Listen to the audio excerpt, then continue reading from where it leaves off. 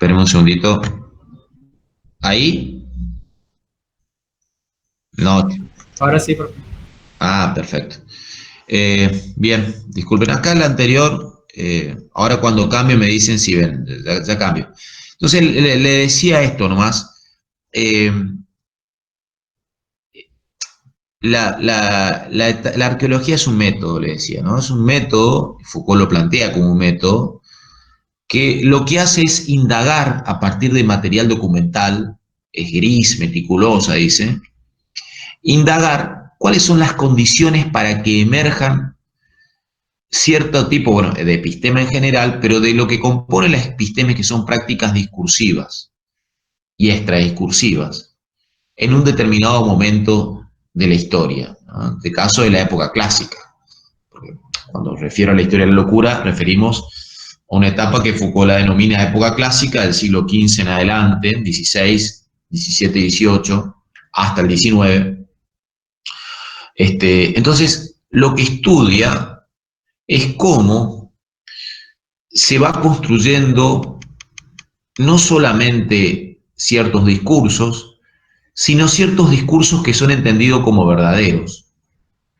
Y la arqueología busca entender cuáles son las condiciones de producción de verdad de esos discursos y intenta entablar una relación, y esto es clave para Foucault, entre el saber, ¿no? El saber que tiene esta característica de producir verdades y el poder, porque decir este discurso es verdadero ya es un efecto de poder.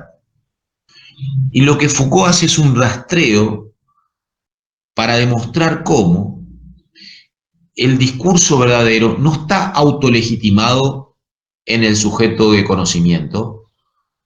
El discurso que se presenta como verdadero no está producido desde la ciencia en sí misma, sino que está anclado, tiene sus bases empíricas, si ustedes quieren, en diferentes regiones o pequeñas prácticas sociales.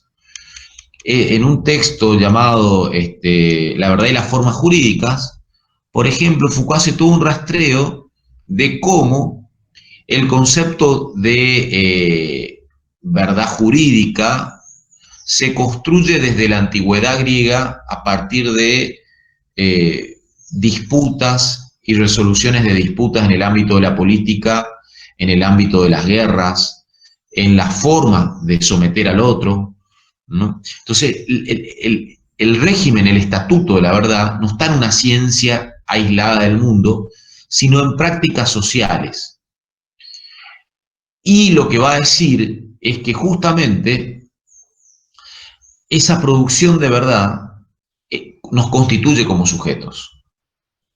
Hoy, por ejemplo, nadie puede pensarse al margen del discurso legal y al margen de las prácticas que están atadas a ese discurso legal. Entonces nos constituimos como sujetos a partir de cómo penetra en nosotros ese discurso.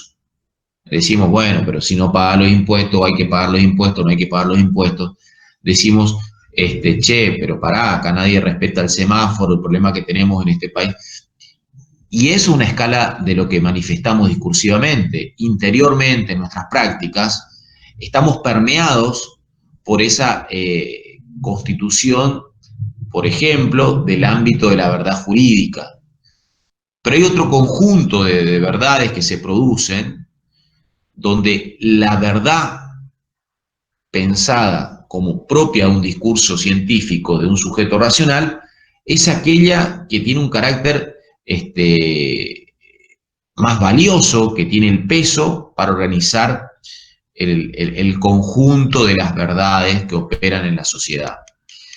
Eso Foucault lo mira, digamos, con ojos críticos, al igual que lo hacía Nietzsche, ¿no? Nietzsche desconfiaba del discurso de la ciencia porque justamente tenía esta fuerza de imponerse como el discurso verdadero, de la misma manera que desconfiaba del discurso filosófico. Ahí pasé a la etapa genealógica, no sé si se ve.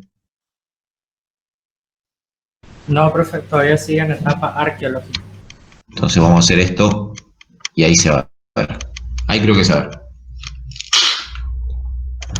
Ahí está. Bueno, en esta etapa, y acá voy a avanzar un poquito más rápido, hay algunos libros clásicos como Vigilar y Castigar, Historia de la Sexualidad tomo 1, La verdad y las formas jurídicas, que acabo de mencionar, Microfísica del poder. Si en la anterior etapa Foucault estaba indagando específicamente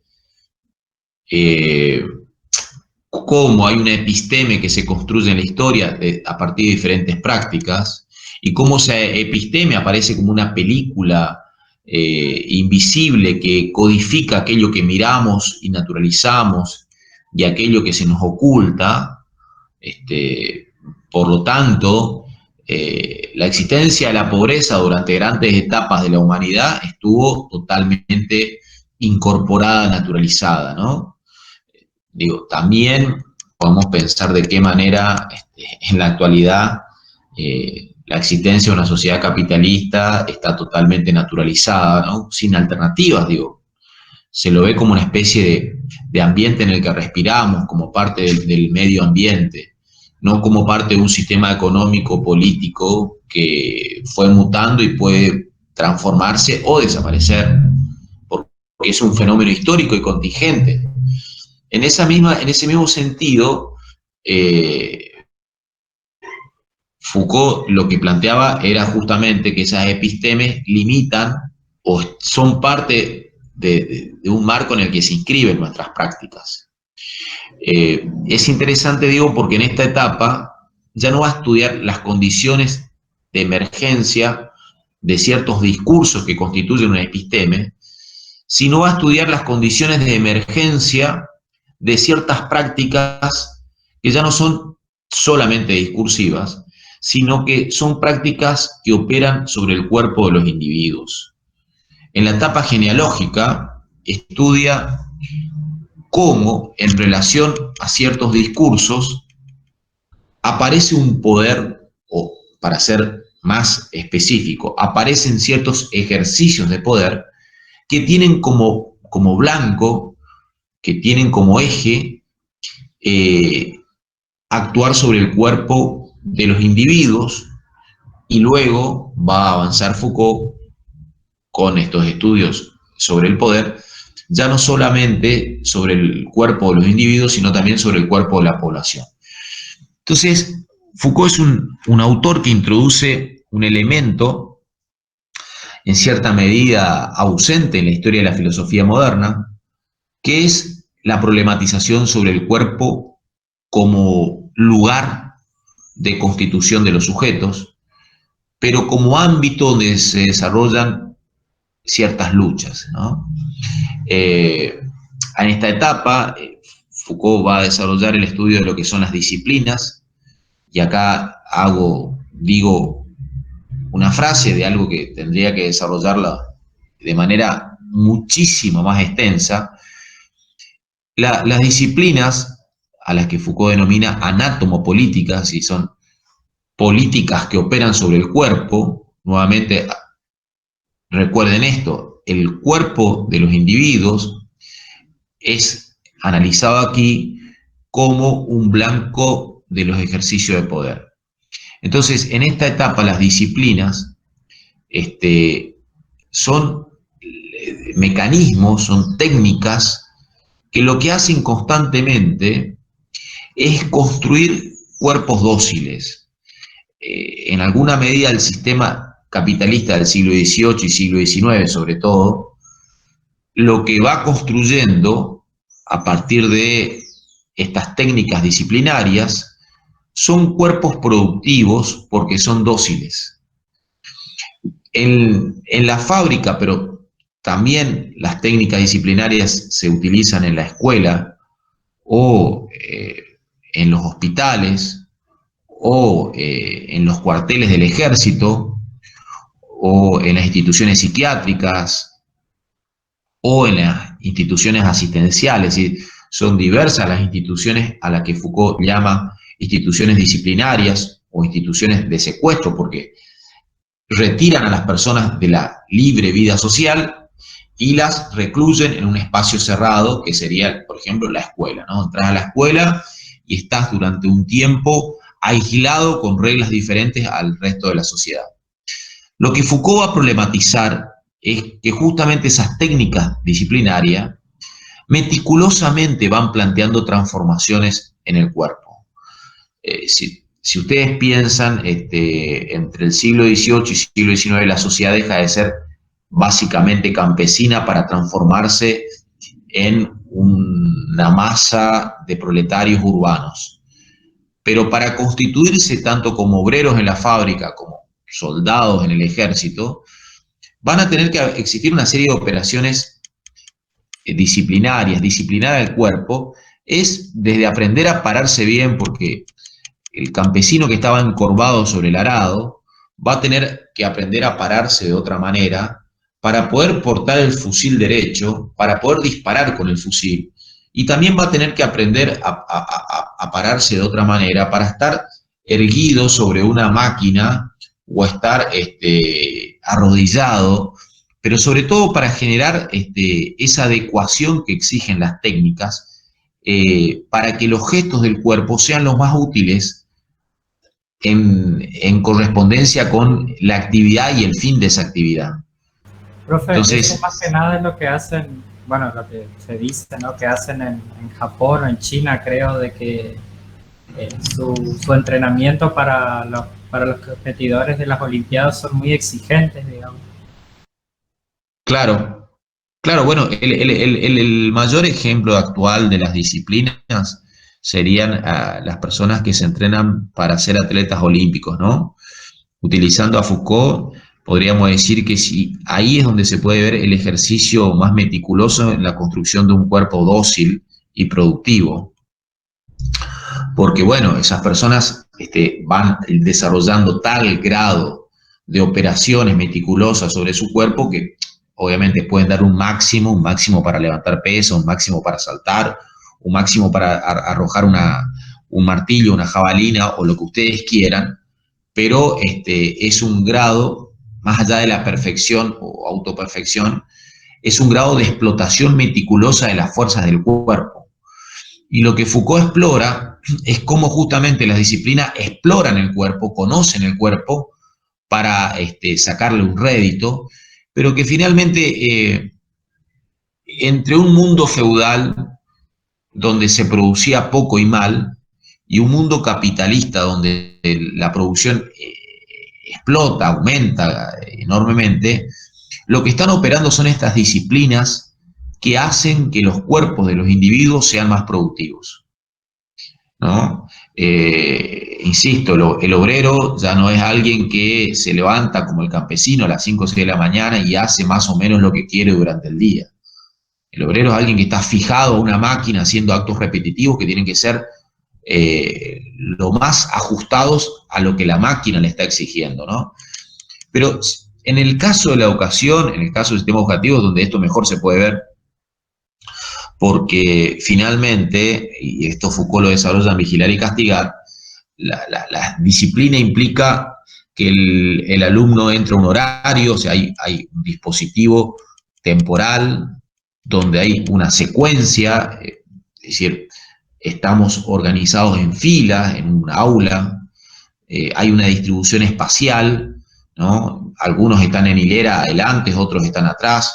Generalmente esa distribución espacial tiene una secuencia lógica, es decir, los más bajos adelante. ¿Pero por qué los más bajos adelante? Porque se supone que es un mejor método de control, nuevamente, para que esos cuerpos sean más productivos. Los que se sientan más atrás son un poco más altos y por lo tanto pueden ser vistos. Y a su vez, la disciplina escolar no solamente tiene que ver con esto de la espacialidad y el tiempo, sino con una enorme adecuación entre el cuerpo y los gestos para, como le decía, realizar eficientemente la tarea. Entonces, aparece una técnica para escribir, que es levantar el codo, que es estar erguido, no estar demasiado encorvado sobre el libro. Acuérdense que en el siglo XVIII y XIX se empieza a escribir con plumas, entonces cuánta tinta cargar en la pluma, cómo mirar al docente, cómo cultivar el silencio, cuándo establecer los diálogos. Es decir, hay un conjunto de técnicas disciplinarias que lógicamente nosotros no las racionalizamos, no las reconocemos como tales, pero a todos nosotros, a ustedes y a mí, nos han construido como sujetos esas técnicas, esas operaciones sobre el cuerpo.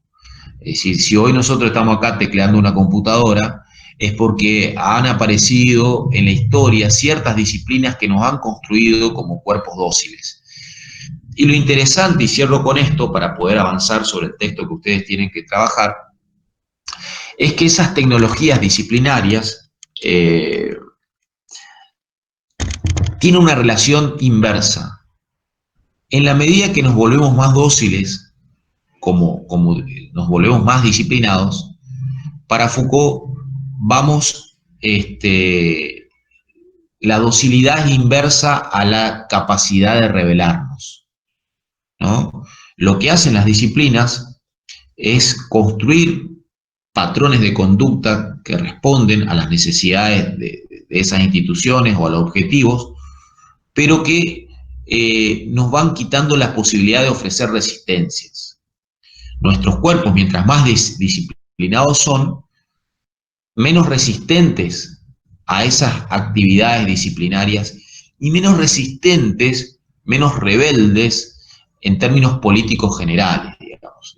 Porque al fin y al cabo empezamos a actuar dentro de un diagrama de poder que tiene que ver con que como cuerpos disciplinados respondemos a los patrones que se nos esperan, pero que también respondemos a la orientación general de las instituciones.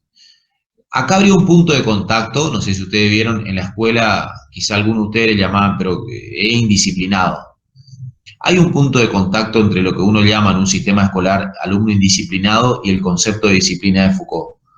Porque obviamente, dentro de la disciplina de Foucault, aquel que llega tarde, aquel que le grita al compañero, aquel que le escupe al compañero, el que le grita al profesor, el que nunca hace la tarea, obviamente que está rechazando las tecnologías disciplinarias, no está incorporándolas, y en ese sentido hay una similitud, sí, es indisciplinado también en el sentido Foucaultiano, digamos, ¿no?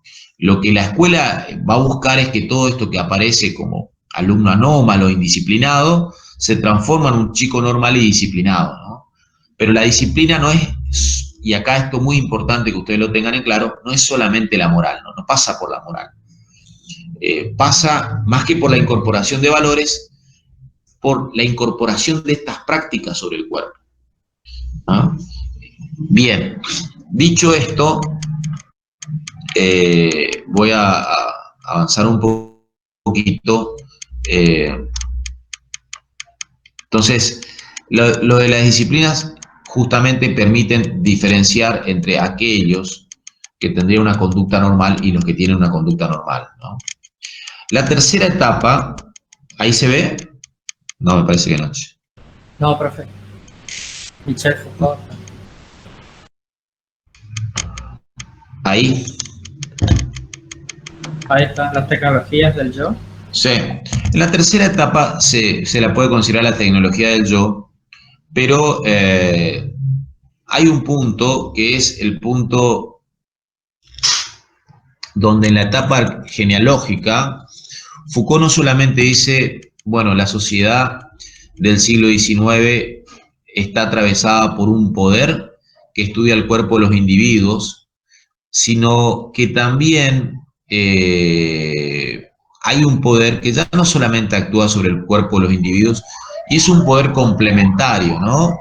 Es un poder complementario que actúa sobre el cuerpo de las poblaciones. Es decir, no solamente aparece la necesidad en la sociedad del siglo XVIII y siglo XIX, o no solamente opera un tipo de poder que nos constriñe como individuos, sino que aparece una lógica del poder, cierto ejercicio del poder, que regulan las poblaciones y que está más ligado a las actuaciones desde ese ámbito que es el Estado, pero que Foucault dice, no pensemos el Estado como una entidad abstracta, cerrada, unívoca, universal, sino que el Estado es una complejidad que tiene diferentes dimensiones y que se construye desde regiones particulares.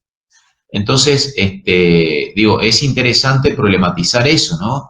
Cómo en el siglo XIX aparece esta tecnología de poder a la que Foucault llama como es biopolítica, ya no más anatomopolítica, porque ya no es un poder sobre el cuerpo del individuo, sino que es un poder sobre el cuerpo colectivo de la población. Y fíjense qué interesante que en esta etapa genealógica, cuando problematiza la biopolítica, Foucault toma la importancia, pensando en el momento actual que estamos viviendo, de cómo conducir a las poblaciones, cómo comprender el funcionamiento natural de las poblaciones, cómo entender las regulaciones para poder acompañar esas regulaciones y no distorsionarlas. Entiende que el discurso de la medicina del siglo XIX, el discurso de la economía política del siglo XVIII y XIX, entiende que las nacientes ciencias sociales del siglo XIX tienen sobre todo esta preocupación por entender el carácter político de la vida de la población. ¿Por qué el carácter político, no? Porque los desplazamientos de la población, las mortandades de la población, los niveles de desocupación de la población como colectivo, afectan a las posibilidades de encauzar políticamente a la sociedad en general. Tiene un carácter político, ¿no? Entonces, Foucault dice que la biopolítica busca una normalidad que ya no es la normalidad del individuo, sino que es la vida colectiva del cuerpo de la población, del ser humano como especie vivo, de buscar esa regulación, ¿no? Y generalmente esas regulaciones vienen por intentar de establecer cuáles son los patrones de normalidad. Los patrones de normalidad voy a tomar acá un ejemplo muy concreto, en los niveles en los niveles de nacimientos, en las tasas de mortalidad, y Foucault estudia mucho las epidemias, por ejemplo, para comprender cómo se desarrollan esta biopolítica, porque dice, bueno, una epidemia puede devastar a toda la población, pero una epidemia también puede llevar a niveles de no circulación, que es un poco lo que nos pasa a nosotros. Esa especie de debate entre la economía y la salud sería entre si seguimos encerrados, no hay circulación de mercancías, no hay actividad productiva. Bueno, Foucault lo ve ya esto en sus trabajos de 1978, 1976, 77, y lo que va a plantear es interesante porque dice, en algún punto, el gobierno se intenta establecer a partir de un conocimiento, de un saber que se construye, que es el saber de las estadísticas, ¿no? Poder encontrar alguna tasa de conducta normal en las estadísticas. Es decir, bueno, por ejemplo, determinar estadísticamente cuál sería el nivel aceptable de enfermedad, el poder regular esas curvas de crecimiento exacerbado. Insisto, que es un poco lo que hoy está en boga. Es decir, lo que hay es un discurso médico que nos atraviesa hoy, que dice, miren, nos está avisando, nos está informando de que si no se disminuye la circulación, los niveles de contagio van a crecer. Y ese grado de objetividad que nos proporciona el discurso médico es un discurso estadístico. Y es un discurso en el que, en principio, dice Foucault, no intervienen los médicos, por ejemplo, en el siglo XIX, sino que intervienen otros agentes del Estado que no son los médicos. Y digo, es interesante porque la estadística aparece como un indicativo de entender cuál sería el flujo natural. Por ejemplo, que el ritmo de crecimiento de la desocupación sea que aumente exponencialmente nos indicaría un patrón de anormalidad, ¿no? Pero dentro de esta perspectiva biopolítica que se construye en el siglo XIX, un cierto nivel de muertes por epidemia, un cierto nivel de enfermos, un cierto nivel de escasez económica o un cierto nivel de desocupación entraría dentro de los patrones de normalidad. Porque esta biopolítica no deja de estar imbrincada, atada a el desarrollo de una sociedad capitalista para la cual la desocupación en sí no es un problema, sino que tener un ejército de reserva de desocupados es funcional a este sistema, ¿no? Los desocupados contrapesan a los ocupados diciendo de alguna manera, bueno, mirá, si no aceptás esta regla de juego, ahí atrás tuyo tengo un ejército de desocupados. Estoy siendo muy vulgar en lo que digo, en esta expresión, el análisis es más fino, pero digo, para entender cómo, dentro de los patrones de la normalidad de la biopolítica del siglo XIX en Europa, en las instituciones estatales, en las políticas públicas y en las políticas que aparecen desde por fuera del Estado, un cierto nivel de desocupación, un cierto nivel de mortandad.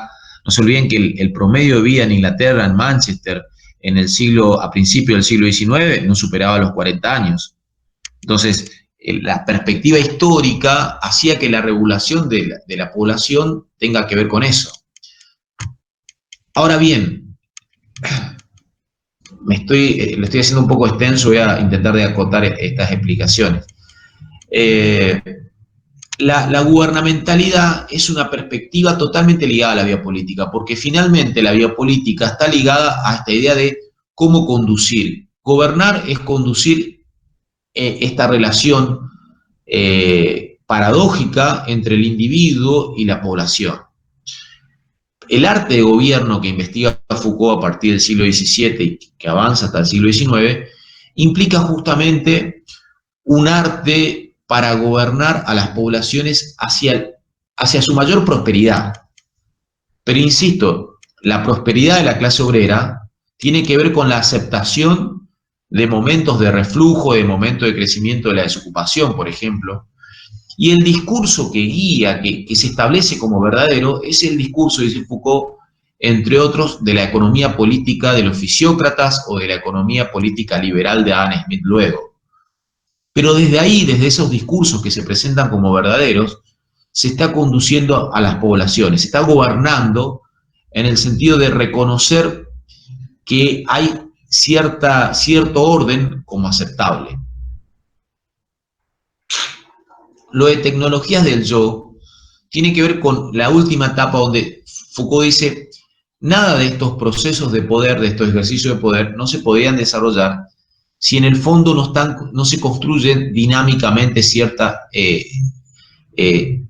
no se construye dinámicamente a los sujetos. Es decir, retomando a Nietzsche, no existe ningún sujeto previo, sino que constantemente lo que hay es un individuo construido, ¿no? Hay una frase muy linda en Vigilar y Castigar que dice que incluso la misma visión de vernos como individuos recortados de los otros es una representación ideológica donde los individuos somos como átomos ficticios del mundo moderno, ¿no? Pero esta representación ideológica es la propia del sistema económico burgués, ¿no? Porque finalmente que podamos recortar a los sujetos como individuos es lo que permite que esos individuos tengan contratos laborales, que puedan acordar pactos de trabajo, que haya una visión ligada a la propiedad privada de los individuos. Entonces es muy fuerte cómo lo que constantemente se construyen son prácticas de subjetivación. Foucault vuelve a los griegos para demostrar cómo ya en el mundo griego aparecían estos procedimientos de autoconstitución subjetiva. La idea de, por ejemplo, de la filosofía estoica de la ataraxia, del autocontrol, de controlar las pasiones, es un ejercicio de autoconstitución subjetiva muy importante. Y digo, esta forma de moralización interna de nuestra psiquis es algo en lo que se avanza civilizatoriamente y que, insisto, con esta conexión con la sociedad del siglo XIX de un mundo productivo que cambia, porque lo que se está buscando es no disipar las energías, no derrochar las energías. La persona que anda de taberna en taberna en el siglo XIX, aquella persona que se somete a sus bajos instintos, es una persona que subjetivamente está construida al margen de los patrones de normalidad de un sistema productivo que exige ese control. Entonces, los procesos de subjetivación en la actualidad, tomando algunos estudios actuales, entre otros, hay un trabajo también de Castro Gómez muy interesante, que es la idea de empresario de sí mismo, nos lleva a pensar que si no estamos estudiando, no estamos conectados en alguna actividad productiva, lo que estamos haciendo es derrochando un poco nuestra vida, ¿no? Cualquier discurso de algún referente más adulto que podamos tener en nuestra historia, lo que habremos escuchado es, che, pero ¿qué está haciendo de su vida? Digamos? Está desperdiciando su vida, está desperdiciando su tiempo. Y esta idea de aprovechar el tiempo nos constituye subjetivamente. Es decir, porque finalmente es un operador que está totalmente ligado a nuestra constitución de sujeto como sujeto deseante, ¿no? Porque el sujeto no se construye a partir de que alguien nos reprime y nos obliga a decir tenemos que ser así, sino que el sujeto para Foucault se construye a partir de vectores, fuerzas que nos orientan en términos de deseos. Y lo interesante, como le decía, es que en el mundo griego él reconoce prácticas que podríamos decir son prácticas de carácter ascético, de autocoerción, que permiten otro tipo de canalización de las energías. Bien, acá todo esto para ir a desarrollar 20 minutos, no más de eso, algunas cuestiones que puntualmente tienen que ver. Ahí cambié de filmina, dígame si se ve. Revisión de su recorrido intelectual. Sí, profe. Bueno, acá voy a presentar en 20 minutos más o menos para no aburrirlos tanto, ser tan extensas las clases. El planteo general que está en este texto, ¿por qué estudiar el poder? La cuestión del sujeto, ¿no? Lo primero que aparece ahí es que Foucault mismo nos aclara, nos dice, y esto está bueno cuando un autor nos dice cuál ha sido el objetivo principal de su teoría o qué es lo que ha querido hacer, ¿no? Y dice, él nunca ha tenido como gran tema de estudio al poder o no ha sido el objetivo de sus trabajos. O sea, su recorrido intelectual se ha asimilado a que Foucault es el filósofo o el pensador que estudia el poder. Foucault quiere, de alguna manera, desmitificar eso, hacer algunas aclaraciones. Y en ese sentido dice, mi objetivo no ha sido estudiar el poder, en cambio, ha sido crear una historia, fíjense, atiendan a esto, de los diferentes modos a través de los cuales en nuestra cultura los seres humanos se han convertido en sujetos. Atiendan a esa última parte, está hablando de cómo lo que somos viene de un proceso de construcción subjetiva. Y la palabra sujeción, hago acá una aclaración al margen, tiene una raíz en Althusser, sobre todo, otro filósofo que fue maestro de Foucault, que tiene que ver con la sujeción. Aquellas cosas que nos constituyen y que nos sujetan, ¿no? Es una relación de sujeción, como los súbditos están sujetos al rey. Bueno, hay un conjunto de prácticas sociales que nos constituyen como sujetos a partir de que justamente nos están sujetando, nos están atando a algo. Nos están atando a la idea de que hay conductas normales, anormales.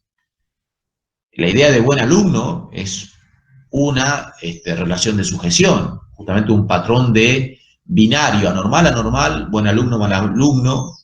Son esos patrones binarios los que se van construyendo en estas relaciones de sujeción. Entonces, dice, mi investigación no pasaba por estudiar el poder, si bien vamos a ver que está totalmente ligado al poder, sino que ha intentado comprender los modos en que en una historia, en una cultura se construyen sujetos, ¿no? Y dice, hay tres grandes modos de objetivación que transforman a los seres humanos en sujetos. Esto, por favor, mírenlo con atención, porque tiene que ver con lo que anteriormente yo estuve explicando las etapas. Dice, la primera son los modos de investigación que tratan de darse a sí mismo el estatus de ciencia. fíjense, la primera forma de modo de objetivación en los cuales los seres humanos se constituyen como sujetos está ligado a algo que se presenta como discurso científico, que objetiva al sujeto hablante o al sujeto productivo. O sea, estudios que están ligados a la lingüística o a la economía. Vamos a ver, o sea, en un libro, Arqueología, las palabras y las cosas, la arqueología de las ciencias humanas, Foucault dice que en la episteme del siglo XVII y siglo XVIII aparecen las ciencias y aparece el discurso de la biología, aparece el discurso de la economía política, aparece el discurso luego de la lingüística, y que esos discursos lo que están haciendo es reclamar el estatuto de discurso científico. Pero que al reclamar ese discurso de verdad científica, lo que hacen es justamente establecer un efecto de poder respecto a que su discursividad reclama una valencia, reclama una fuerza, y que justamente ese discurso nos constituye como sujetos. La idea del libre mercado es un discurso de la economía política que se instituye como verdadero, ¿no? Y que nos construye como sujeto al mismo tiempo. Entonces, insisto, dice, lo que he hecho es esto, estudiar cómo se construye un estatuto de verdad, un estatuto de ciencia. Es la etapa arqueológica que vimos al principio. En segundo lugar, dice, mi trabajo ha estudiado una objetivación del sujeto en lo que llamaré prácticas divisorias. El loco, el cuerdo, el sano, el enfermo. Está el trabajador productivo, el improductivo. Y nuevamente, lo que tenemos acá es una serie de estudios en que la tecnología disciplinaria pueden construir a un individuo como apto o no apto.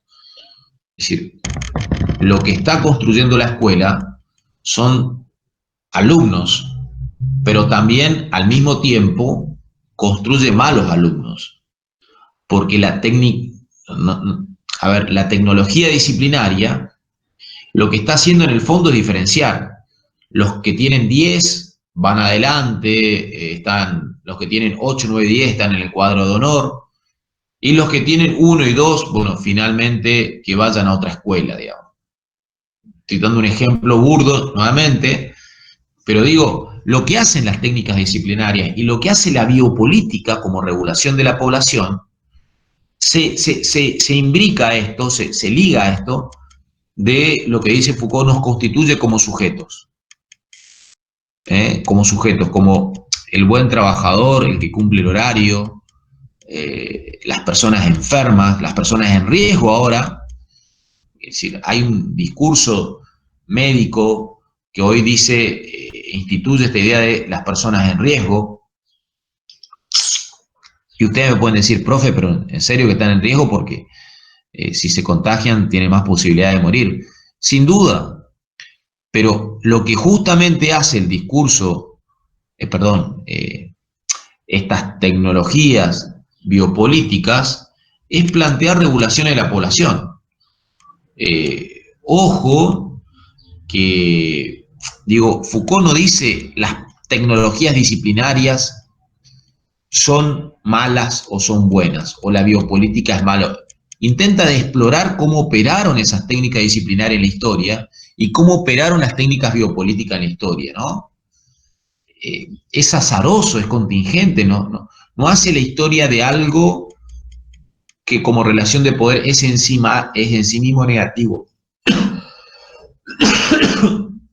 Porque Foucault no parte de que haya una esencia previa. Entiende, ya vamos a ver, que lo que hay son constantemente relaciones de poder, es decir, hay luchas y relaciones de fuerza. Ojo, no niega que detrás de estas biopolíticas y de estas disciplinas hay intereses sociales, hay intereses de clase, hay grupos ganadores y grupos perdedores. Ahora, fíjense lo que dice. En esta segunda etapa estudié, si ustedes quieren, las disciplinas y la biopolítica, que son prácticas divisorias entre diferentes sujetos, ¿no? Los sujetos sanos y los enfermos, los locos y los cuerdos, los buenos y los malos alumnos, etc. Ahora bien, dice, en la tercera etapa me ocupo de la forma en que el ser humano se convierte a sí mismo en sujeto, es decir, cómo nosotros ejercemos prácticas sobre nosotros mismos para constituirnos como sujetos. Y eso se ve en el campo, por ejemplo, de la sexualidad, dice Foucault. Es decir, la sexualidad no es algo ajeno que se nos impone o que se nos retribuye, sino que en alguna medida la sexualidad es una práctica autoconstitutiva. Nosotros incorporamos y pergeñamos y tenemos una relación desde nuestro propio yo en el cual incorporamos el mundo del mundo de la sexualidad. Y esto fue construido históricamente, no siempre las prácticas de la sexualidad fueron las mismas. Justamente él tiene 3 libros que se llaman Historia de la Sexualidad y que muestra, por ejemplo, cómo en algún momento de la historia la masturbación no era algo que tenía el mismo grado de control social que lo pudo haber tenido en el siglo XIX. O la desnudez en situaciones públicas no tenía el mismo tipo de control social que empezó a tener en el siglo XIX. Y sobre todo la figura del matrimonio y la familia empieza a ser construida como regimentación de la vida sexual y donde, por ejemplo, el espacio diferenciado del matrimonio, de los cónyuges en una habitación aparte respecto a los niños, empieza a ser construido en el siglo XIX de manera más marcada. Pero lo que Foucault investiga es cómo eso circula como un conjunto de prácticas que son patrones de normalizaciones, y hay una sociedad normal que se está construyendo en el siglo XIX. Entonces, constantemente hay autoconstitución subjetiva, no es algo que funcione afuera del sujeto, que nos construya como sujetos desde afuera, sino que actúa con nosotros mismos, ¿no?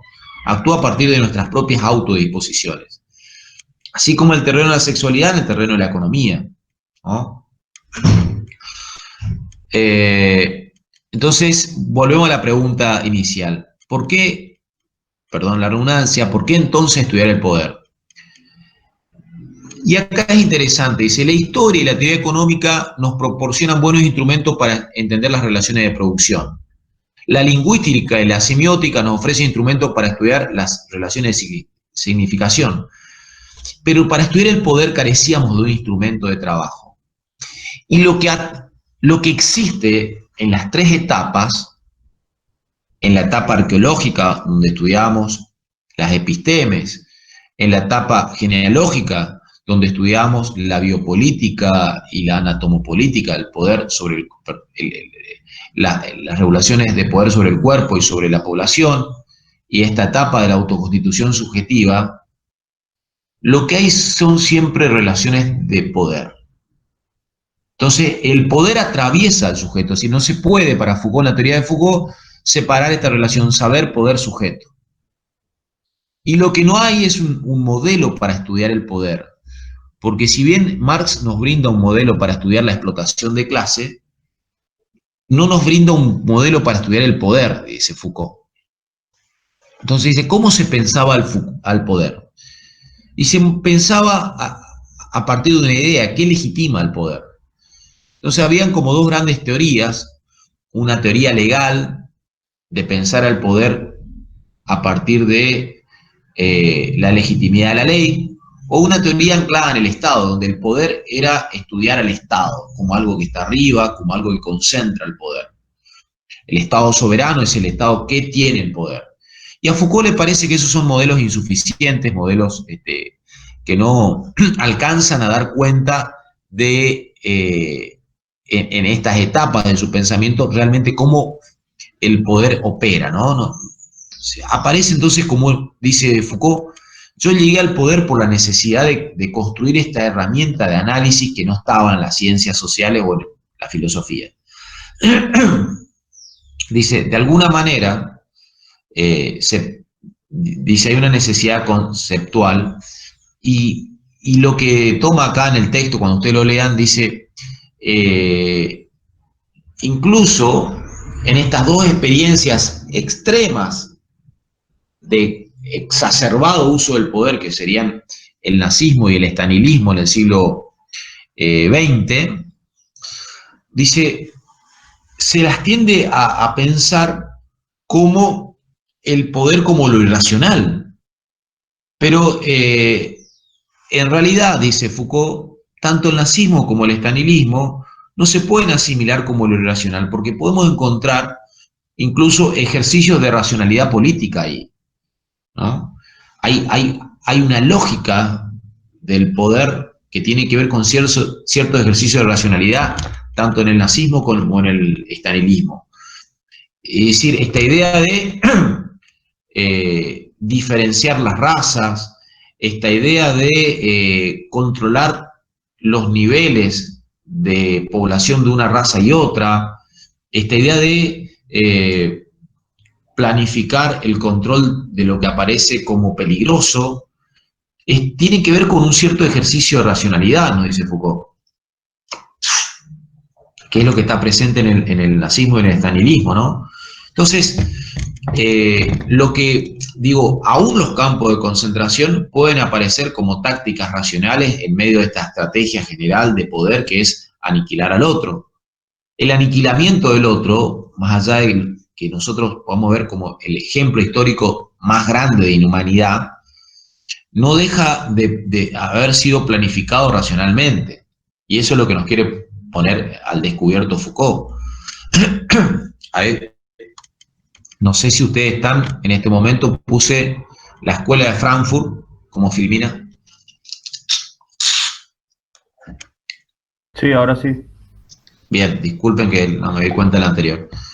Foucault dice, si tomamos a los estudios de la escuela de Frankfurt, vamos a ver que hubo ahí una indagación muy interesante para comprender cómo, digo, la teoría crítica desnuda, cómo la racionalidad de la Ilustración terminó transformándose en técnicas o en un desarrollo del conocimiento técnico que terminó destruyendo, terminó yendo en contra de la idea de emancipación que tenía como legado original. Es decir, había dicho anteriormente que la Ilustración del siglo XIX, del siglo XVIII, incluso Kant como ilustrado, planteaba que la racionalidad iba a emancipar al hombre y iba a llevar al progreso.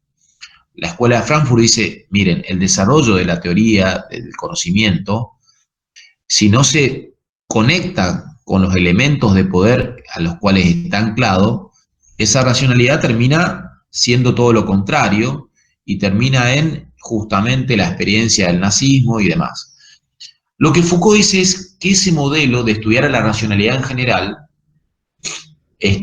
no es un modelo que pueda explicar verdaderamente cómo opera el poder en cada territorio. Entonces, se corre de esta perspectiva de la teoría crítica de la escuela de Frankfurt, dice, en vez de estudiar la racionalidad en general, lo que me parece más pertinente es estudiar cómo operan en cada región y estudiar los ejercicios de poder a partir de las diferentes estrategias que hay que recorren la sociedad, pero en diferentes campos.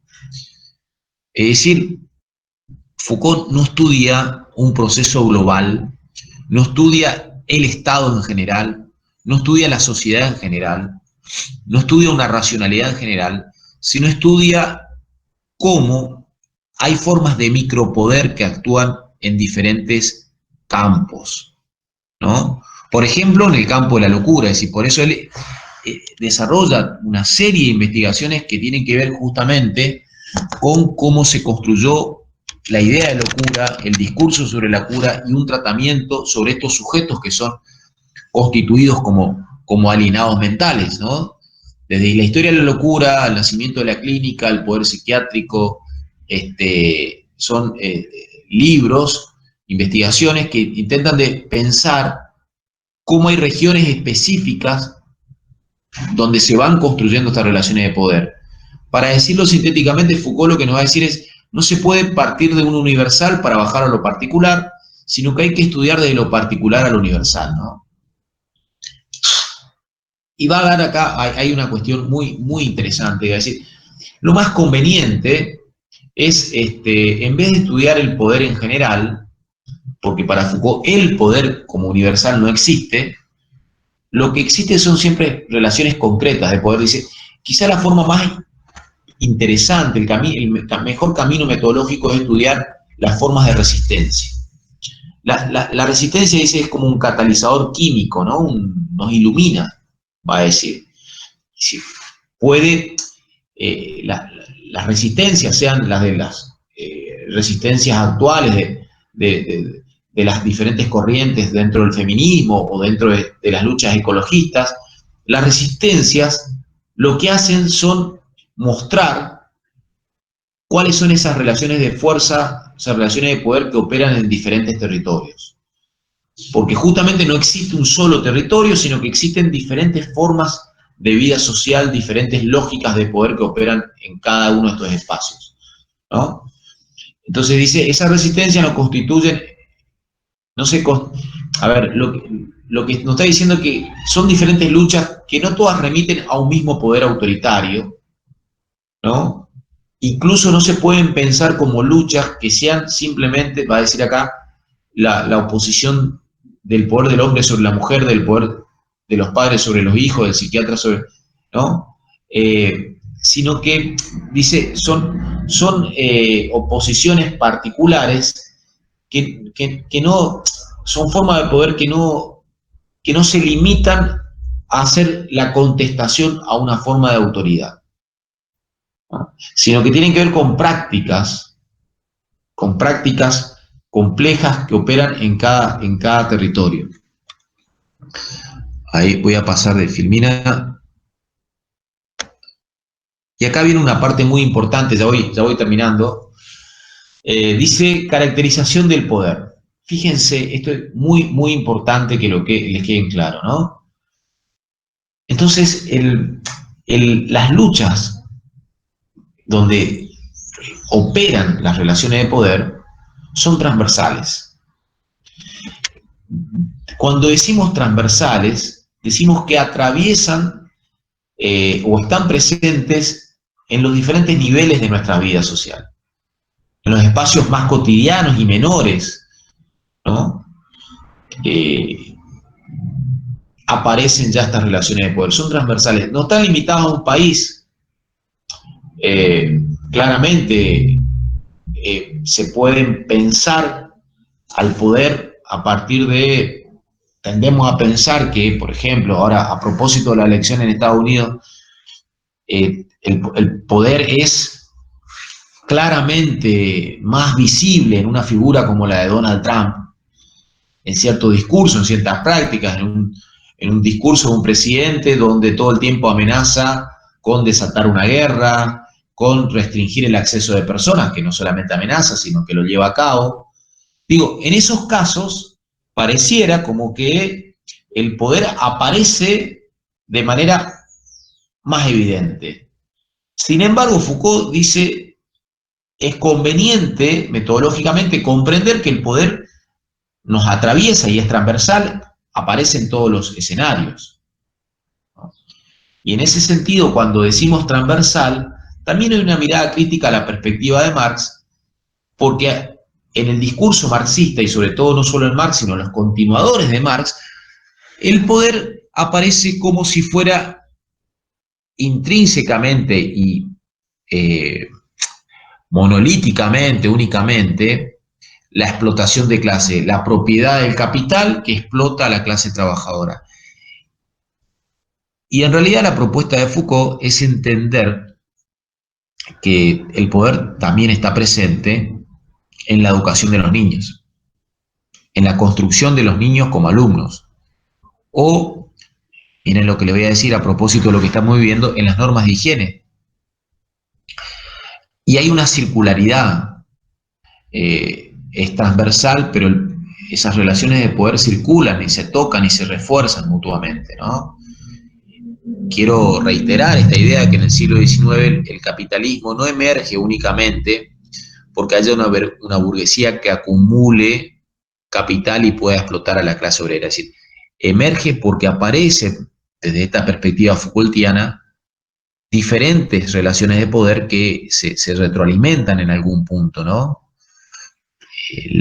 Foucault investiga mucho el surgimiento de una forma de medicina llamada medicina social, incluso estudia la aparición de la gimnasia y ve cómo esta idea de cuerpos sanos, de aireación de las viviendas obreras, por ejemplo, está ligada a la necesidad del sistema capitalista en algún momento de tener una clase obrera que sea más disciplinada, pero que también tenga menor tasa de mortalidad, menores tasas de indemnización, etcétera, etcétera. Quiero señalar algo para poder no solamente dar teoría y dar teoría a las corridas, como siento que lo estoy haciendo, para poder problematizar un poco la perspectiva de Foucault en la actualidad. Parece sumamente interesante pensar esto de las luchas transversales, luchas que nos atraviesan y de las cuales generalmente de los tiempos muertos, ¿no? Lo que nos aparece en un discurso neoliberal dominante es la idea de que tenemos que avanzar hacia una menor cantidad de tiempos muertos y entonces maximizar la productividad.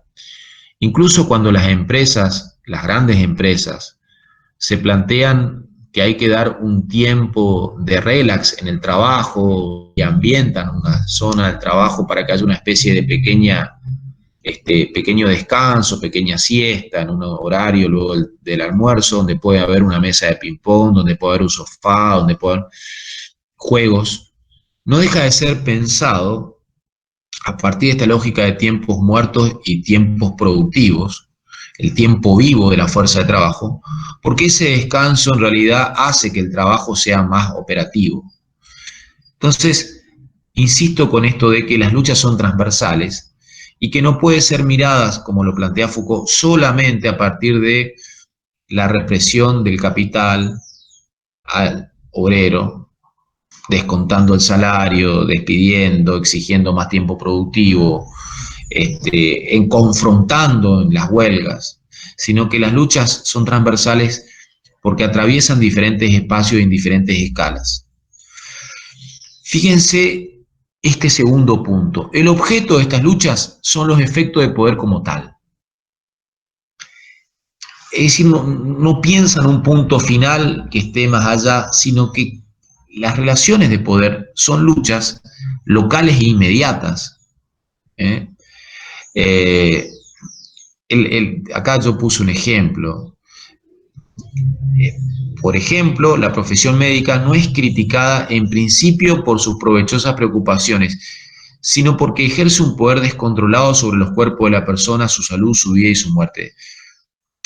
Lo que aparece no es una problemática general, superior, una finalidad última, sino ver en esas relaciones de poder la inmediatez, ¿no? Entonces, finalmente, el campo de la medicina tendría esta preocupación o esta tensión concreta, que es ver en qué medida es viable o deja de ser viable sus prescripciones, ¿no? Es viable sacar las vacunas, es dejar que no haya, hay toda una orientación en contra de las campañas de vacunación, en contra de las vocaciones, ¿no? Y dice Foucault, son inmediatas por dos razones. En esta lucha la gente critica instancias de poder que están cerradas y no van detrás del enemigo principal, sino del enemigo inmediato. Yo insisto con esto porque cierto discurso marxista plantea, por ejemplo, que la lucha finalmente es contra el Estado burgués. Y si bien no es que eso esté mal, digo, lo que Foucault nos plantea es que en realidad pierden de vista cuáles son los otros micropoderes que constantemente nos constituyen como sujetos. Ahí pasé a un cuarto punto que dice: las luchas son luchas que cuestionan a los estatutos de individuos. sé si se alcanza a ver ahí. Bueno, como para ir cerrando, dice Foucault, son luchas que cuestionan el estatus del individuo, ¿no? Entonces, existe una... ¿Por qué cuestionan el estatus de individuo? Porque, como le decía hoy, esta idea de individuo como representación ideológica tiene que ver con los procesos de individualización. Nos construimos como individuo a partir de ciertos mecanismos, de ciertas relaciones que van desde la disciplina a la biopolítica, a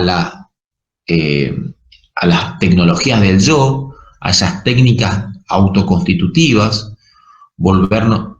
En algún momento nosotros incorporamos los ideales, las perspectivas, hasta ligadas a las cuestiones de consumo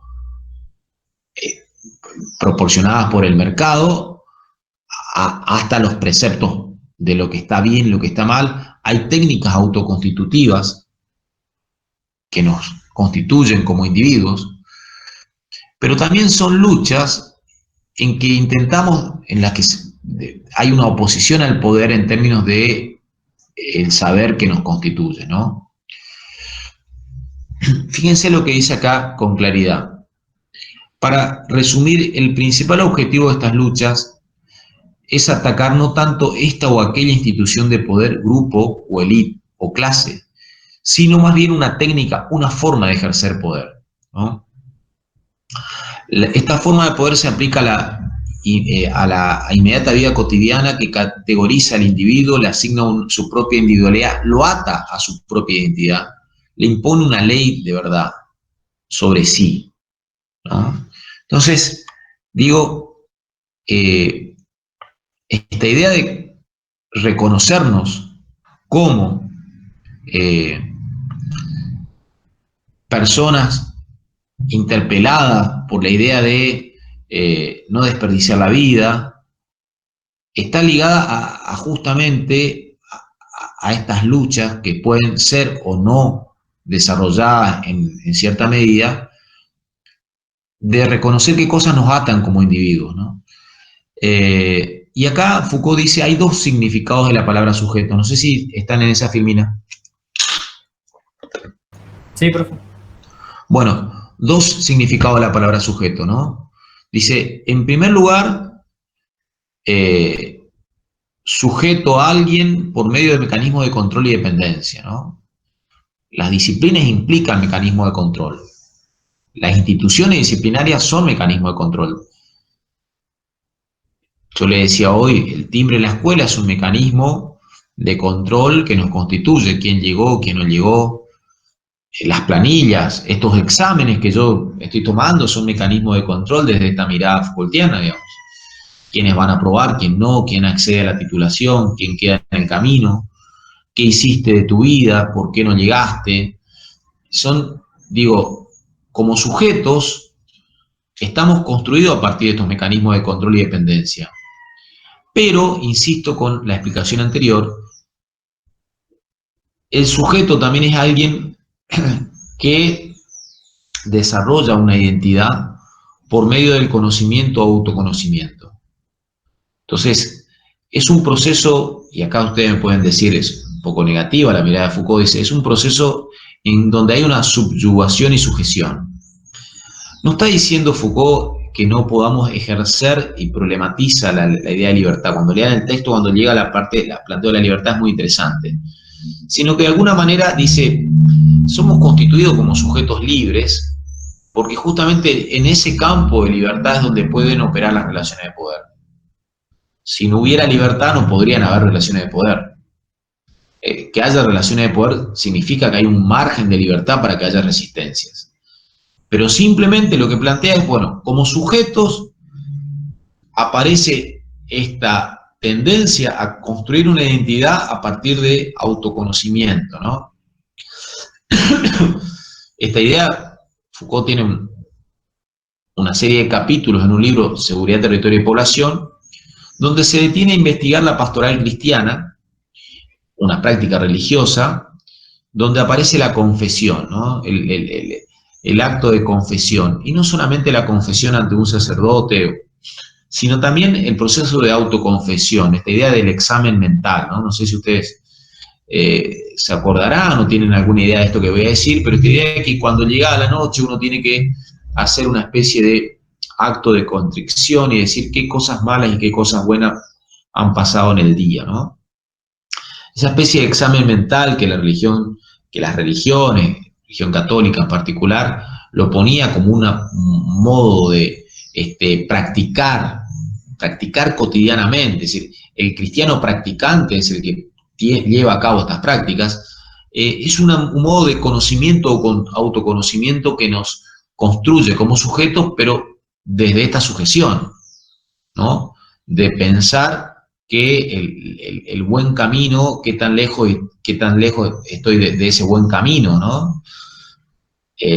Entonces, aparecen dos formas de construcción del sujeto, una más exterior y otra más interior, que tienen que ver con a qué cosas nos atamos.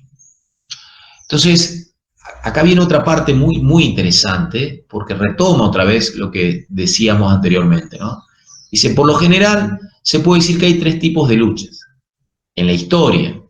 Una lucha contra las formas de dominación étnica, social o religiosa. Estas formas de dominación étnica, social o religiosa son las que se daban sobre todo en el mundo feudal, ¿no? Donde diferentes grupos se buscaban imponer entre ellos, pero tenía un carácter fuertemente étnico, ¿no? Todo el mundo feudal, y si ustedes piensan en las cruzadas, aparece este carácter étnico, este carácter fuertemente religioso. Dice, pero también hay otras formas de lucha contra la explotación, contra aquello que separa al individuo de lo que produce. Marx justamente se opone al obrero que produce mercancías que son propiedad del capital, incluso el tiempo de vida del obrero productivo es propiedad del capitalista, ¿no? Entonces, hay otras luchas que son en contra de estas formas de explotación, que sería la propia del siglo XIX, ¿no? Ahora bien, dice, hay una tercera lucha contra todo lo que liga al individuo a sí mismo y lo somete a otros en esta forma. Las luchas contra la sujeción, contra las formas de subjetividad y sumisión. Poco Foucault se dirige a pensar eso ya. Dice, si bien la teoría económica política marxista nos permite comprender la forma de explotación, estas luchas contra la forma de subjetividad y sumisión son las que tenemos que indagar en el presente, nos va a decir Foucault. Y que en la tercera etapa, o sea, en la etapa a partir de 1980, el nacimiento de la biopolítica, los últimos textos de él, hermenéutica del sujeto, el tomo 2 y tomo 3, historia de la sexualidad, se detiene a explorar. Me queda una filmina más y ahí cierro después de esta. Dice, entonces, ¿cómo pensar al Estado, no? Si estamos mirando las relaciones de poder, el Estado tiene históricamente una centralidad en las teorías políticas, y Foucault nos plantea otra manera de mirar el Estado. El Estado, bueno, dice, tenía que ver con el gobierno de la polis o de los ciudadanos, pero no de los individuos. Es decir, las teorías políticas pensaban el Estado de este lugar.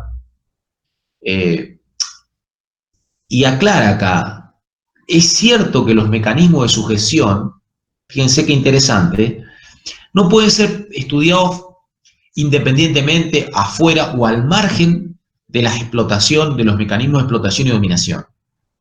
Es decir, la constitución nuestra como sujetos no está al margen de las relaciones productivas. Pero esto no constituye, fíjense, la instancia terminal de mecanismos más fundamentales. Mantienen relaciones complejas y circulares. Es decir, no podemos pensar esquemáticamente que el sistema capitalista que explota la propiedad privada, que explota la fuerza de trabajo a partir de la propiedad privada, inmediatamente nos construye como determinados sujetos. Sino que el campo de la subjetividad retroalimenta ese sistema productivo, pero de una manera compleja y no lineal. Por lo tanto, como sujetos resistimos más o menos, somos más o menos atrapados en un mercado de consumo, etcétera, etcétera, etcétera. Es decir, el campo de la subjetividad es un campo que tiene independencia y que, si bien está ligado a las reglas de juego del sistema productivo o a las variables de esas formas de lucha que atraviesan las relaciones de producción, no son lineales. Entonces dice, el Estado debe ser pensado de dos maneras: como una fuerza, de alguna manera, centrípeta, que concentra recursos, concentra fuerza, tiene una policía, pero también el Estado como una tendencia a construir individuos. Es decir, lo que hace el Estado no es solamente bajar desde una matriz general un mismo patrón para la población, sino que el Estado es construido a partir de diferentes regiones, pero tiene constantemente técnicas de individualización. Insisto yo con cómo se establecen campañas, por ejemplo, de educación vial, que lo que están buscando es construir nuevos individuos que sean atentos al tránsito, que incorporen el tránsito, pero también individuos que no fumen, si ustedes quieren. Es decir, en los años 80, 90, o yo cuando empecé a trabajar, entraba a una sala de profesor y eran, yo nunca fumé, pero digo, que hayan 6, 7, 8 profesores fumando era lo más normal del mundo. Y hoy es impensado ver en una sala de profesores o en una clase. Yo he tenido profesores en mi secundario que fumaban en el aula, que estén fumando. Porque en el fondo no es un patrón universal que se impone desde afuera, sino que el Estado también construye estas técnicas de individualización, ¿no? También con la idea de, si ustedes quieren, cuidar tu economía, no despilfarrar. Es decir, son técnicas de individualización diferentes, que no son solamente discursos moralistas, por más que parece que yo lo presento de esta manera, son prácticas diversas que operan en diferentes planos y que no tienen que ver con solamente apelaciones a nuestra capacidad cognitiva racional, digamos. Entonces, Foucault va a decir, el poder tiene como objetivo, en un principio, aparece como la salvación individual en el más allá. En esta técnica de individualización que Foucault investiga como poder pastoral, aparece esta idea de opero sobre los individuos a partir de la idea de construir sujetos a nivel individual que estén preocupados por el más allá. Este poder pastoral lo que busca es la preparación de cada uno de los sujetos individualmente para poder entregar la vida y aceptar que nuestra meta es el más allá. Pero es un poder que persigue al individuo durante toda la vida, ¿no? Es decir, entre el siglo XIV, XV, XVIII y XIX, tanto la Reforma Protestante como la Contrarreforma Cristiana ponen en el eje la construcción de individuos preocupados por la obediencia a preceptos religiosos. Hoy ese tipo de preocupación por preceptos religiosos no nos conduce no solamente a un nivel externo, sino a un nivel de prácticas de sí. Pero sí nos conducen otras prácticas. Yo voy a dar un ejemplo absolutamente banal, pero que me parece tiene algún viso de realidad. Yo creo que las redes sociales, y creo que la tecnología y la visualización de la vida de los otros, se ha transformado en una especie de autopercepción que se nos constituye como un precepto fuertemente conducente de qué es aquello que nos pone feliz o qué es aquello que nos genera insatisfacción. Y lo que miramos en las redes sociales básicamente es aquella imagen de felicidad que los otros nos quieren transmitir y que los otros van intentando construir meticulosamente, buscan la foto que le parece más linda para subir, la foto que le parece menos linda la descartan. Hay una idea de que la felicidad tiene que ver con momentos, ¿no? Y esa construcción se transforma en una autoconstrucción y circula, se retroalimenta. Y creo que así como la pastoral cristiana durante mucho tiempo planteaba la imagen de Cristo como yo soy la verdad, el camino y la vida, creo que hay otros desplazamientos en la actualidad que, por ejemplo, tienen la idea de rechazar la vejez y de autoproclamar la juventud como una forma de reorganizar y a la cual estar anclados. Entonces digo, la construcción de individuos subjetivamente fue variando y las intervenciones y los papeles de las instituciones estatales sobre el individuo también fueron variando. La última, y acá cierro, fíjense un poco lo que le decía, ¿no? Nuevas formas de poder pastoral. No sé si esta la están viendo. Sí, profe. Fíjense, ya no se trata de la salvación en el más allá, sino de una salvación que adquiere un carácter diferente, salud, bienestar, ¿no? Esta idea de buen nivel de vida, seguridad, protección contra los accidentes. Pero insisto,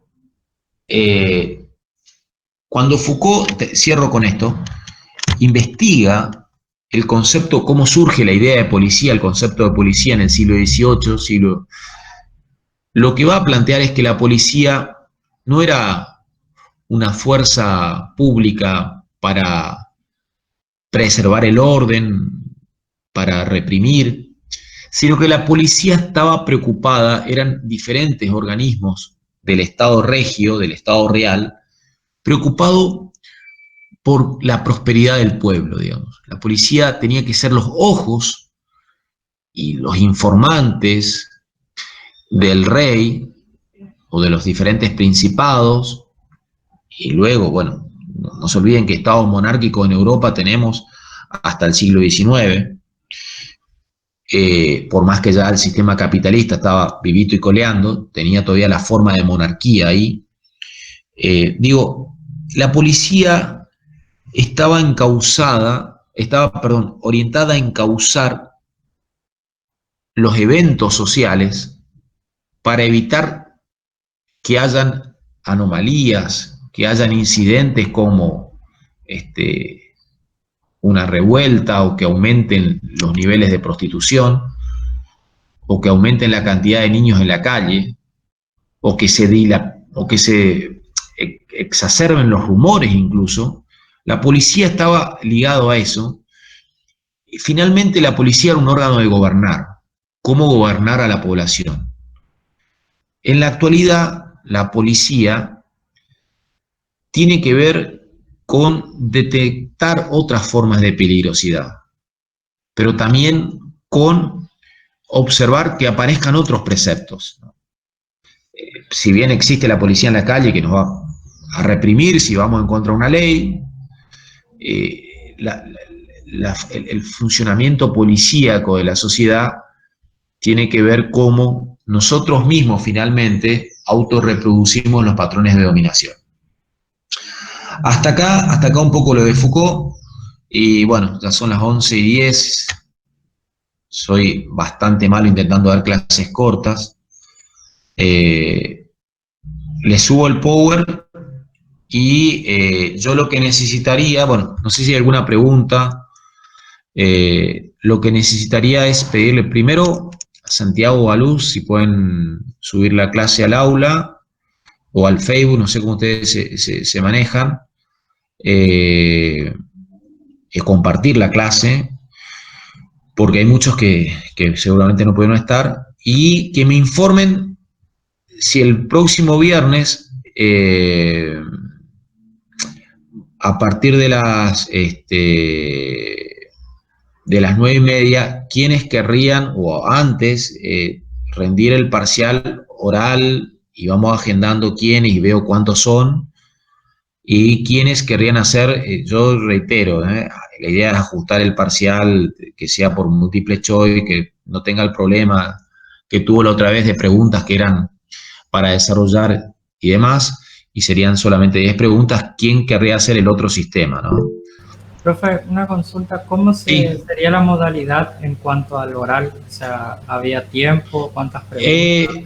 Sí, tiempo va a tener que haber porque imagínense que ustedes son varios y yo no me puedo, a ver, ningún examen, hablando de normalidad, ningún examen normal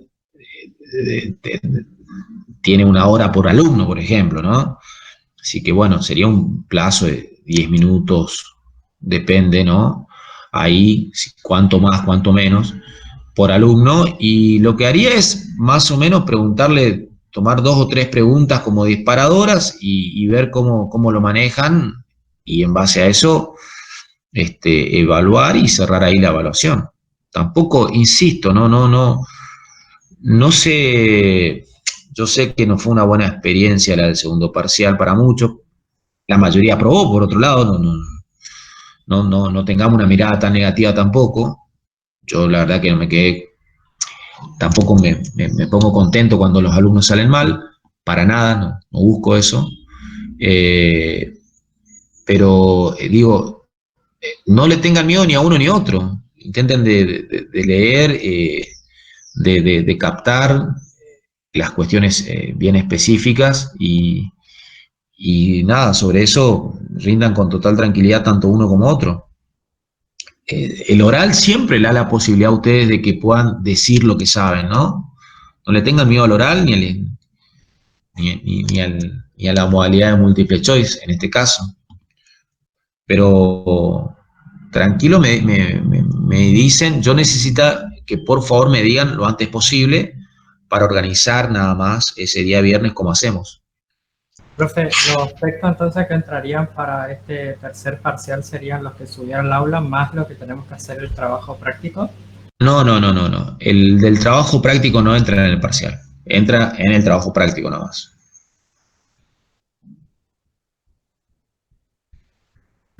Profe, en cuanto a la fecha de la entrega del trabajo práctico, ¿podemos llegar a hacerla entre el 16 y el 20, dependiendo de cómo esté cada grupo?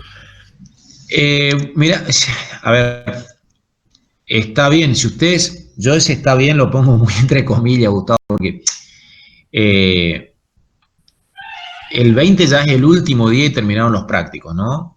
Pero yo le diría que si lo pueden hacer más el 16 que el 20, mejor. No sé si Claro, sí, mientras antes claro, mejor. sería en esa semana la consulta, si podemos entregar Sí, tampoco pero exagerando al 20 justamente. sí, eso, mientras yo les espero en esa fecha, pero no se olviden que yo tengo que después, perdón por internet, es un problema esto con la conectividad, depende sobre cargar las notas, corregir. No es que me esté quejando de mi trabajo, digo que es complicado producir los cierres de las evaluaciones porque son 2 plataformas, digo, el CIU por un lado, el aula virtual por otro. Bueno, es importante mientras antes mejor, pero sí, entre el 16 y el 20, mientras antes mejor, yo los espero. Ya no estamos más en fecha de práctico, pero igual los espero hasta ahí, no hay problema. Sobre todo para que no estudien ustedes para el parcial y estén ahí cerrando el examen, el trabajo práctico el mismo día. Claro, eso. Yo lo que interpreto es que va a ser más cómodo para todos que primero rindamos el parcial y después nos dediquemos a full al TP, Sí, digamos. entiendo. No, teniendo Igual, en cuenta también que las otras materias tenemos todos los mismos días de entrega de trabajos y parciales, por eso más que nada es la bueno, pregunta. está bien, no hay problema. Bueno, gente, ¿alguna otra pregunta? Ah, perdón.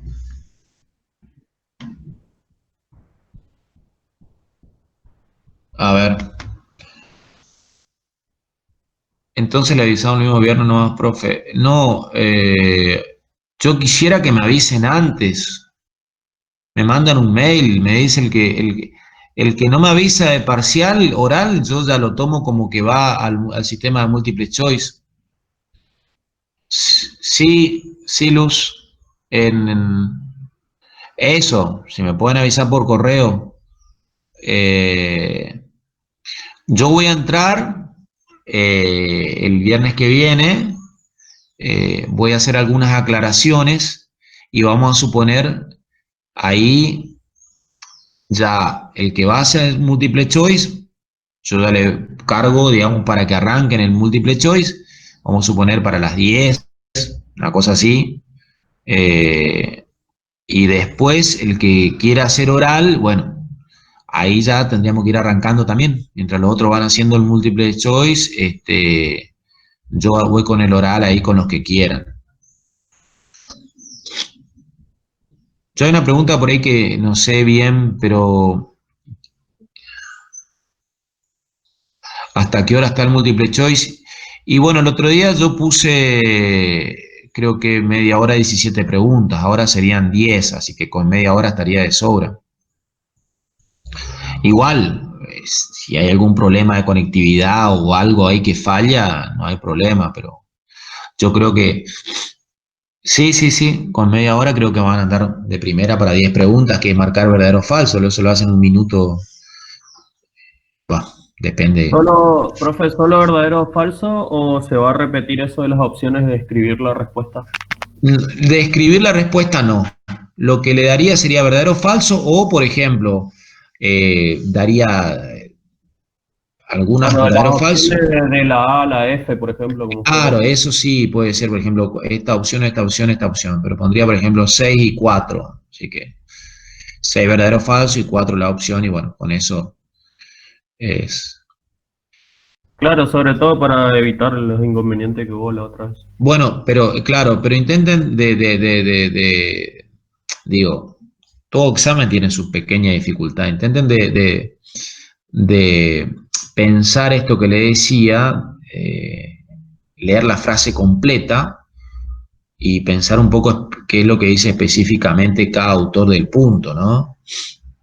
Incluso yo hice algunas aclaraciones la otra vez antes que diga el examen, que por ejemplo le mencioné esto de que piensen en los antecedentes de Saint-Simon, y algunos pusieron como que el único de Comte, que el único antecedente era Saint-Simon. Y en la filmina aparecía de entrada ahí que Bacon y Descartes eran antecedentes. Decía antecedente y pasaba ahí. Ese tipo de cositas, presten atención, que son bastante claras, digamos. Pero bueno, Profe, insisto, ¿no? Sí. no, siga. No, de que no se enrosquen tanto con una o con otra, digamos. Cualquiera de las opciones, si ustedes saben, van a andar bien. Las filminas siempre son un material de estudio que le ayuda a aclarar las cuestiones. Eso le dije de entrada, ¿no? Un poco respondiéndole acá a Santiago, ¿no? Siempre son material de estudio. Por eso las clases tienen una filmina, un desarrollo. Para eso yo explico, digo, basándome en ese material.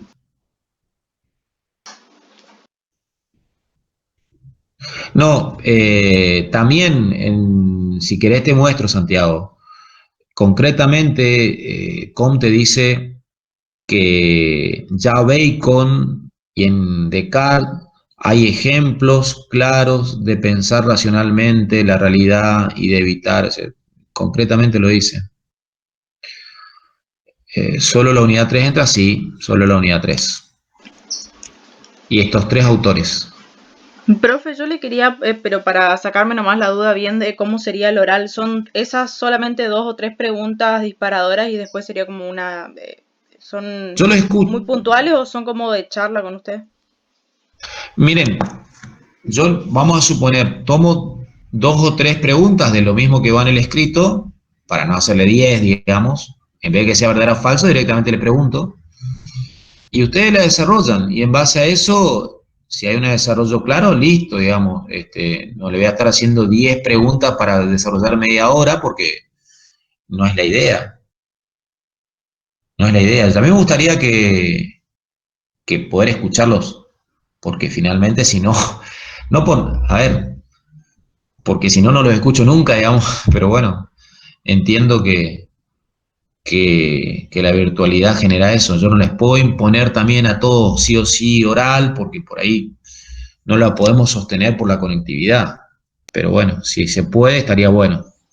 Claro, yo, profe, pregunto por ahí, pensando entre una cosa y otra, en el múltiple choice no podemos justificar las respuestas y por ahí pienso si en el oral que tengamos con usted puede ser un ida y vuelta. Por supuesto, Bien. Luz. Por eso es mejor siempre el oral. Digo, el oral ustedes pueden hacer todas las aclaraciones del caso y siempre es mejor el oral. Es una opinión mía. Muchos dicen, bueno, qué sé yo, en un múltiple choice tengo opciones, pero siempre es mejor un oral.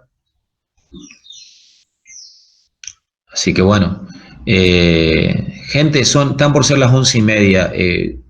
Pongamos en claro esto. Yo lo que necesito es para no estar ese día diciéndome, profe, yo tengo, no, sino que directamente me puedan avisar ahora. De última, si todos quieren, organizamos un viernes y sábado, qué sé yo. Es una locura lo que estoy diciendo, tomar un feriado para tomar examen, pero si ustedes están de acuerdo, yo no tengo problema. Así que me dicen lo antes posible. ¿Les parece? Bueno, Ariel, bárbaro. Ya te agendo ahí, voy Orman. Arrancaríamos ahí, Iriel, con vos primera, ni bien arranca los otros, los que hagan en forma escrita, arrancamos eh, con vos. Perfecto, Profe, ahí buenísimo. me surge la otra pregunta. ¿Vamos a estar todos los que quieran rendir oral, van a estar en el mismo meet, en la misma reunión o vamos a ir No, entrando? no, me parece que no, que va a ser de a uno, porque de última no, me parece que van de a uno entrando y por eso la organización del horario, digamos. Primero 10 minutos para uno, vamos a suponer un plazo así, después se va a correr o quizás un poco o no, pero por eso la organización que yo necesito que me digan para poder ver quiénes van rindiendo primero y yo les paso un aviso en el aula.